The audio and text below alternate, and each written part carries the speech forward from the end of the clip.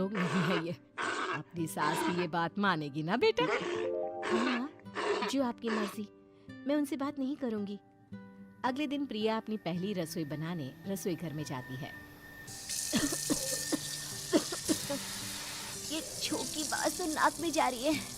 एक काम करती हूँ, खिड़की खोल देती हूँ। प्रिया खिड़की खोलने जाती है। इतने जाले, लगता है इस खिड़की को कभी खोला ही नहीं गया। पर ऐसा क्यों? ओह, नॉन वेज की स्मेल आती होगी ना। 2 मिनट के लिए खोल लेती हूँ, फिर बंद कर दूंगी। प्रिया खिड़की खोलती है। खिड़की खोलते ही उसकी नजर सामने वाले घर की खिड़की पर पड़ती है, जहाँ एक लड़की खड़ी होती है। हाथों में मेहंदी, लाल रंग की साड़ी, बिल्कुल सजी धजी, मानो प्रिया की तरह ही वो भी नई नवेली बहू हो। वो प्रिया को देखकर मुस्कुराती है। हे भगवान, माँ ने तो इनसे बात करने को मना किया था। प्रिया फौरन ही खिड़की बंद कर देती है और तवे पर चढ़े रोटी की ओर देखने लगती है, पर वहाँ रोटी न होकर मछली पड़ी होती है। ये क्या? पहले ही रसोई में इतनी बड़ी गलती। हे भगवान, अब मैं क्या करूं? प्रिया बहुत डर जाती है और फौरन रसोई की सफाई करने और फिर सभी के लिए खाना बनाने लग जाती है। जब वो सबको खाना परोसती है, सब तो ठीक है, मैं बेकार में चिंता कर रही थी। हे भगवान, ऐसे ही बस अपनी कृपा बनाए रखना। रात के वक्त जब सब सो रहे होते हैं, तब प्रिया को पायल की आवाज सुनाई देती है, जिससे उसकी आंख खुल जाती है। ये पायल की आवाज कहाँ से आ रही है?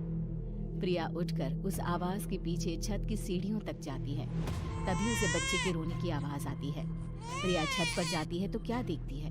वही लाल साड़ी वाली लड़की अपनी गोद में एक नवजात बच्चे को घुमा घुमा कर सुला रही है। तभी प्रिया की नजर उसके पेट पर पड़ती है। ओह गॉड, ये तो प्रेग्नेंट भी है। सुनिए, बच्चा सो नहीं रहा है क्या? मैं कुछ मदद करूं? नहीं नहीं, आपके घर वालों को अच्छा नहीं लगेगा, मैं संभाल लूंगी। स्नेहा की गोद से बच्चा हाथ मारकर प्रिया की गोद में आने को छटपटाने लगता है। दोनों घर अगल बगल में बने होने के कारण प्रिया उस बच्चे को गोद में ले लेती है। प्रिया के पास आते ही वो सो जाता है। बच्चे का वो स्पर्श रात भर प्रिया भूल नहीं पाती और अगली सुबह वो छत पर कपड़े सुखा रही होती है। तभी उसे एक औरत इशारा करके बुलाती है। स्नेहा कह रही थी बाबू तुम्हारी गोद में आते ही सो गया। मैं गौरी, स्नेहा की माँ हूँ। बहू, घर आना, बाबू को खिला भी लेना। शाम को जब घर पर कोई नहीं रहता, बच्चे से मिलने के लिए प्रिया छिपकर अपनी पड़ोसन के घर चली जाती है और कुछ देर बच्चे को खिलाकर वापस लौट आती है। इसके कुछ दिन बाद ही प्रिया को पता चलता है कि वो माँ बनने वाली है। ममता की खुशी का ठिकाना नहीं।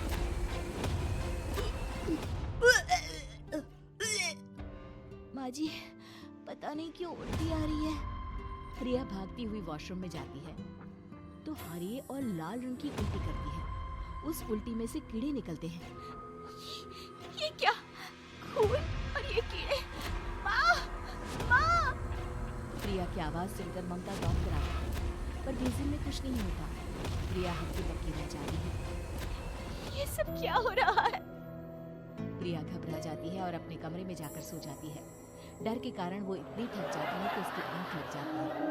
तब उसे ऐसा लगता है उसके पेट पर मानो कोई बैठा हुआ हो।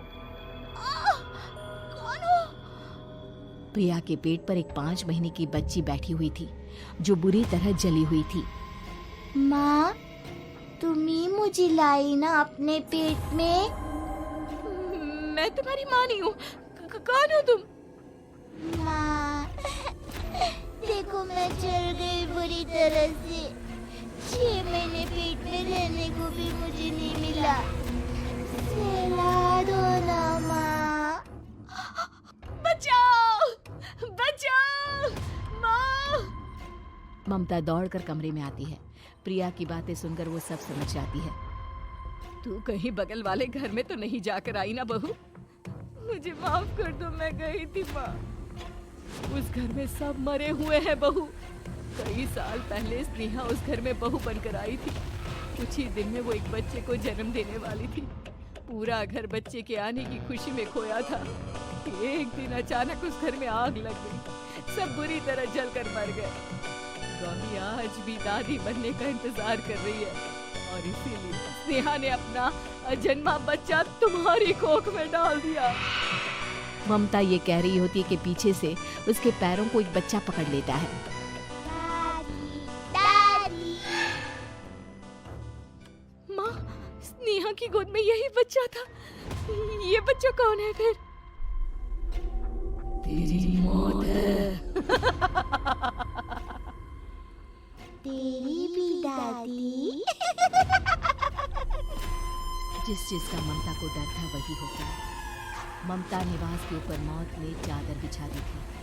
प्रिया का पेट ऐसे बढ़ जाता है मानो 9 महीने का हो। 2 हाथ उसके पेट से बाहर निकलते हैं। बहू, संतोष को फोन कर, किसी पंडित जी को बुला बहू। प्रिया का पति भागता हुआ घर आता है। ये तो होना ही था माँ।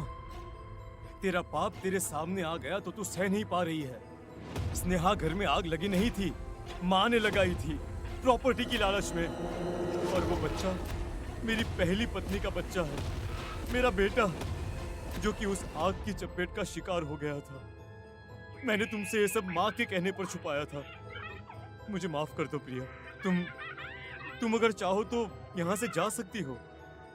मैं तुम्हें किसी भी बंधन में रखना नहीं चाहता। मेरी शादी हुई है आपसे, मैं आपको छोड़ नहीं सकती, पर उससे पहले हमें स्नेहा, उसकी माँ और बच्चे की आत्मा की शांति करवानी होगी।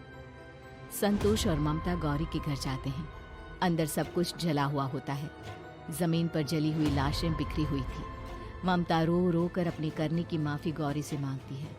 प्रिया स्नेहा के घर वालों का अंतिम संस्कार करवा देती है और ममता निवास फिर से आत्माओं के साए से